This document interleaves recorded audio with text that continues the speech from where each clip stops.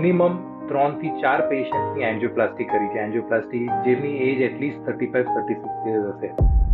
વ્યક્તિ બહુ જ યંગ છે, 30, 35, 40 વર્ષનું છે, હેલ્ધી છે, કોઈ જ બીમારી નથી, પણ અચાનક હાર્ટ એટેક આવી જાય છે અને ઘણીવાર એમનું મૃત્યુ પણ થઈ જાય છે. તો આવી સિચ્યુએશનમાં એવા કયા રિસ્ક ફેક્ટર્સ છે? હવે આના મેજર મુખ્ય કારણ શું છે? એવું નથી કે આ એકદમથી વધી ગયું છે, રેન્ડમ કારણથી વધી ગયું છે. આના ઘણા બધા રીઝન્સ છે. ફર્સ્ટ રીઝન એક છે કે જેને બી ફેમિલી હિસ્ટ્રી હોય, જેના બી પેરેન્ટ્સ કે જેના બી ફેમિલીમાં જેમ કે કોઈના કાકા છે, કોઈના દાદા છે કે કોઈના પપ્પા છે, જો એમની ડેથ થઈ ગઈ હોય થોડીક યંગ એજમાં, કે એમને હાર્ટ એટેક આવેલો હોય પહેલા, તો એમના પોતામાં રિસ્ક બહુ વધી જતું હોય છે હાર્ટ એટેક ફરીથી આવવાનું. એટલે આપણે કહીએ ને કે આખા પરિવારમાં આ બીમારી ચાલે છે, આનું બી એવું હોય, હાર્ટ એટેકની બીમારીનું બી એવું હોય. બીજી મેજર ઇમ્પોર્ટન્ટ ફેક્ટર એ છે કે આજકાલની લાઈફસ્ટાઈલ. બધાને ખબર છે કે આજકાલ લોકોનું ખાવાનું કેવું થઈ ગયું છે, લેક ઓફ એક્સરસાઇઝ કેટલી બધી છે, ફિઝિકલ એક્ટિવિટી નથી. આવા બધા કારણના લીધે બી હાર્ટ એટેક, કેમ કે આ બધા ફેક્ટર્સ ડાયાબિટીસ તરફ પુશ કરે, કોલેસ્ટ્રોલ વધારે,